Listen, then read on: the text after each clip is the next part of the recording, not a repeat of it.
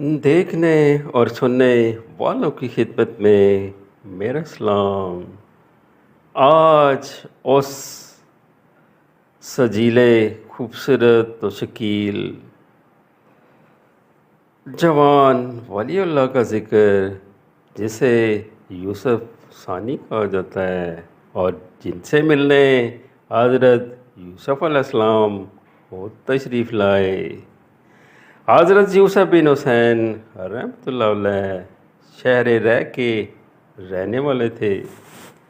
शयूखियत तो वलायत में योगाला रोज़गार थे। वक्त दीन में बड़े पाया के बुज़ुर्ग गुज़रे हैं। हज़रत सुनैन मिस्री रहमतुल्लाह अलैह के खलीफा थे।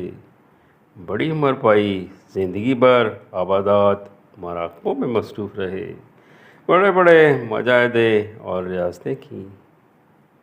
एक काफ़िले की उमरा आप सफ़र कर रहे थे और अरब पहुँच के आसनाई सफ़र में ही एक अरबी कबीले के मतमोल सरदार की माहपारा और वजाहत शिकन बेटी आपको देखते ही आप पर आज़ार जान से फरीका हो गई।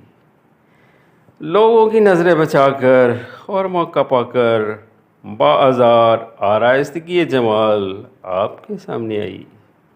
उस वक्त आप भी नौजवान थे। नफ्स को रुबत हुई और होनी चाहिए थी, बिल्कुल तनाई थी, मगर तौफीके एजी से आप पर यकायक खौफ लाई तारी हुआ, लरजने लगे और वहाँ से जान बचाकर भाग निकले। कुछ दूर जाकर क्या किया, वाक़या बहुत आम था। रात पर नींद न आई, सर बजानों बैठे रहे। आलूदगी जो आई तो क्या देखते हैं, एक नायत पुरफजा नुज़रत खेत बाग है जिसमें सब नौजवान ग्रोह दर ग्रोह इधर उधर घूम रहे हैं। सामने एक ज़बरदीन तख्त बिछा हुआ है और इस पर एक बुज़ुर्ग नायत खूबसूरत शान शौकत और तमराक के साथ बैठे हुए हैं। आप हाल में ख्वाबी में उठे और उन लोगों से पूछा, ये क्या मामला है? ये तख्त नशीं दिल नशीं बुज़ुर्ग कौन से हैं? सबज़ पोशों ने कहा, हम लोग मलाइका हैं। ये जो तख्त पर बैठे हैं हज़रत यूसुफ अलैहिस्सलाम हैं, जो हज़रत यूसुफ बिन हुसैन की ज़ियारत के लिए तशरीफ़ लाए हैं। आपने अपना जो नाम सुना तो आप बेसाख्ता आप पर रुकत तारी हो गई। आँखों से टप टप आंसू गिरने लगे और सोचा कि मेरी हकीकत ही क्या है, जो मुझसे मिलने के लिए एक जलीलुल कदर पैगंबर तशरीफ़ लाए हैं। इसी ख्याल में थे कि हज़रत यूसुफ अलैहिस्सलाम तख्त से उतरकर आपके पास आए, मुआनका किया, अपने करीब तख्त पर बैठा लिया। अर्ज़ की, आलिजा मेरी हैसियत ही क्या है जो आप मेरी इतनी तौक़ीर फरमा रहे हैं। अरशाद हुआ, जिस वक्त तुम अमीर अरब की परी जमाल बेटी की बेताब ख्वाहिश से बचकर माज खौफे खुदाबंदी के पास भागे हो, उसी वक्त अल्लाह ताला ने मुझे हुक्म दिया, यूसुफ अलैहिस्सलाम जा और मेरे यूसुफ रहमतुल्लाह अलैह को देख, जो कि यूसुफ मेरे खौफ से मेरी तरफ भागकर आया है और ये मेरे बरगज़ीदा बंदों में से है।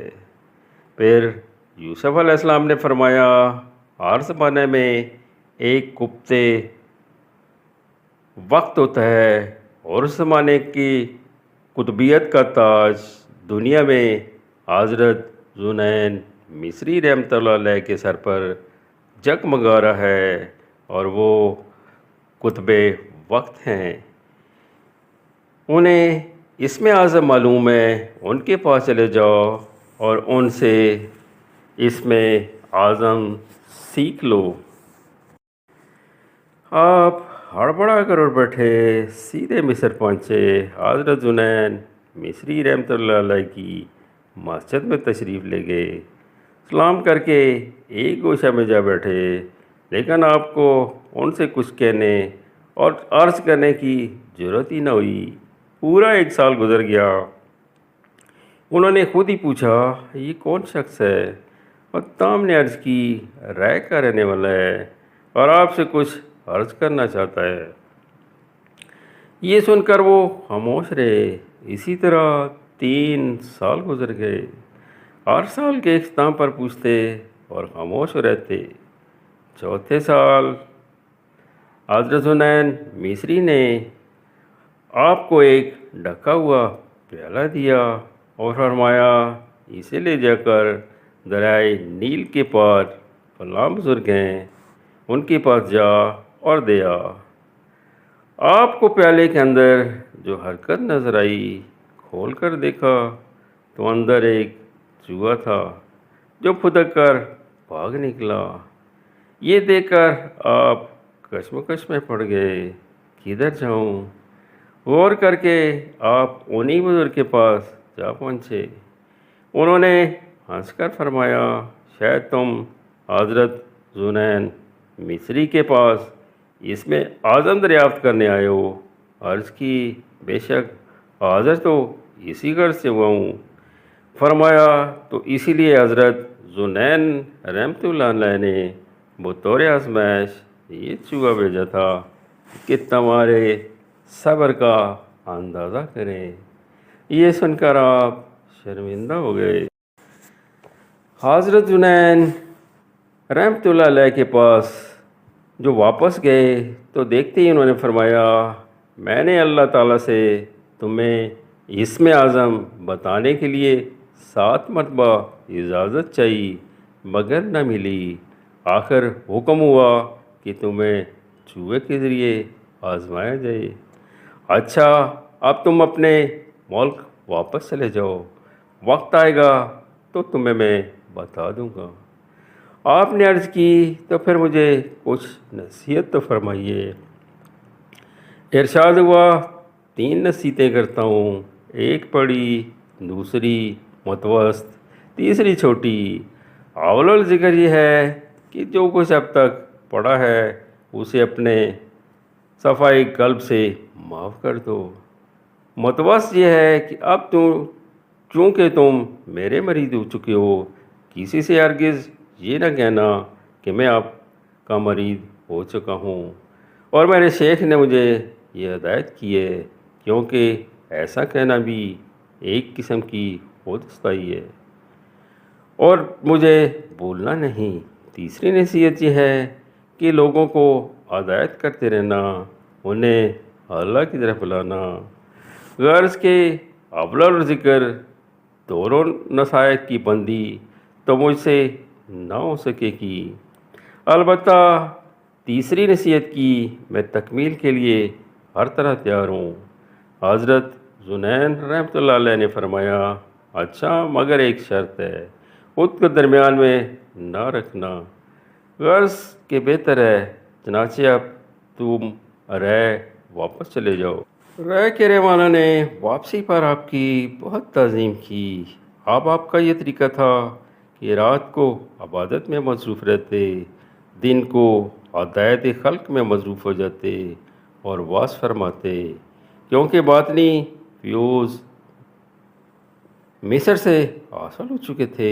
دل میں ایک نیا ولولہ پیدا ہوا، سینہ عشق وادی ایمن بنا ہوا تھا۔ تقریر کرنے کھڑے ہوتے تو نکات باطن اور اسرار تصوف زبان پر آنے لگے۔ علماء ظاہر نے سخت مخالفت شروع کر دی، مذمتیں اور ملامتیں شروع ہو گئی۔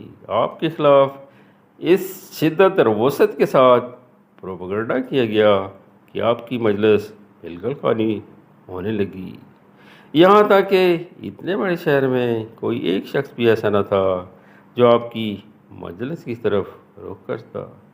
چنانچہ ایک روز جو آپ مسجد میں واعظ فرمانے گئے تو کسی ایک شخص کو بھی موجود نہ پایا۔ سوچنے لگے یہاں سے کہیں اور جا کر واعظ و نصیحت کرنا چاہیے۔ یہ سوچ کر مسجد سے نکلے ہی تھے کہ راستے میں ایک بڑھیا ملی اور بولی، یوسف حسین، کیا حضرت ذوالنورین رحمۃ اللہ علیہ کی نصیحت کو بھول گیا؟ انہوں نے تجھ سے یہ نہیں کہا تھا کہ اللہ کی طرف بلاؤ تو خود کو درمیان میں نہ لانا، پھر کیوں یہاں سے جانے کا ارادہ کر رہے ہو؟ آپ بڑھیا کی یہ بات سن کر ششدر رہ گئے اور پھر واز کرنا شروع کر دیا۔ کچھ عرصہ تک تو چند آدمی ہی مجلس میں شریک ہوتے رہے۔ اختلاف کا طوفان برابر امڑتا رہا۔ اس کے بعد جو رنگ بدلا تو یہ حالت تھی کہ لوگوں کی وہ کثرت ہوتی کہ جگہ تک نہ ملتی۔ تمام شہر متقد تھا، ہر وقت لوگوں کا تانتا بندھا رہتا۔ پھر آپ مصر تشریف لے گئے، اپنے مرشد سے اسم اعظم اور فیوز باطنی حاصل کیے۔ عبدالوہاب بن زید ایک نہایت نافرمان اور بد اخلاق لڑکا تھا، ماں باپ کو بہت تنگ کرتا تھا۔ یہی لڑکا ایک روز آپ کی مجلس میں چلا آیا۔ آپ اس وقت واز فرما رہے تھے۔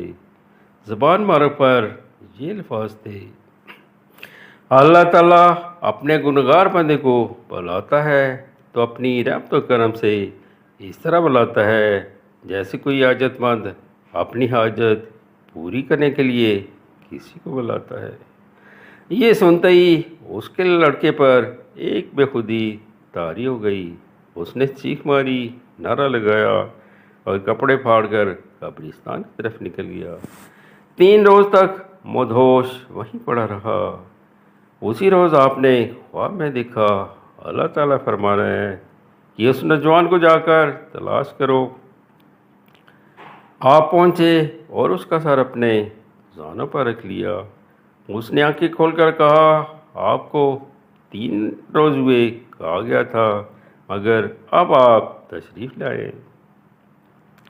انتقال کے وقت آپ نے عرض کی، یا الہی، میں نے تیری مخلوق کو قول سے نصیحت کی اور اپنے نفس کو عمل سے سمجھا۔ میری خیانت نفس کو خلق کی نصیحت کی عوض میں بخش دے۔ لوگوں نے آپ کو خواب میں دیکھا، استغفار فرمایا، اللہ تعالیٰ نے مجھے بخش دیا ہے۔ آپ نے فرمایا، جو دریائے توحید میں گرتا ہے اس کی پیاس اور تشنگی روز بروز بڑھتی ہی جاتی ہے۔ فرمایا، اور اس چیز سے علیحدہ رکھو جو تمہیں دوست کے ذکر میں مانے نظر آئے۔ فرمایا، سب لوگ جانتے ہیں اللہ تعالیٰ کی نظر ان کے قول و فعل پر ہی رہتی ہے۔ جب وہ کوئی ایسی بات کرتے ہیں جو ان میں نہیں ہوتی تو اللہ تعالیٰ کو اس سے خود شرم محسوس ہوتی ہے۔ میرا یہ بندہ یہ کہہ رہا ہے، حقیقی پیاس اسی کی ہوتی ہے جو معرفت حاصل ہوتی ہے۔ فرمایا، دنیا میں عزیز ترین اور بہترین شے اخلاص عمل ہے۔ فرمایا، اس عمل کی جتنی صحیح کرتا ہوں کہ ریا اور نمائش کو اپنے دل سے نکال دوں، وہ اتنی اور پیدا ہوتی ہے اور نئے نئے طریقے پیدا سے ہوتی ہے۔ فرمایا، عبودیت کی غایت و انتہا یہ ہے کہ تو ہر عمر میں اس کا بندہ ہو جائے۔ اس پاکیزہ زندگی سے یہ سبق حاصل ہوتا ہے کہ اگر بندہ اللہ کے خوف یا اس کی خاطر سے اپنی کسی ناجائز خواہش کو روک لے یا کسی گناہ کی آلودگی سے خود کو بچا لے تو اللہ تعالیٰ نہ صرف یہ کہ بہت خوش ہوتا ہے بلکہ اسے بہت بلند مرتبے تک پہنچا دیتا ہے۔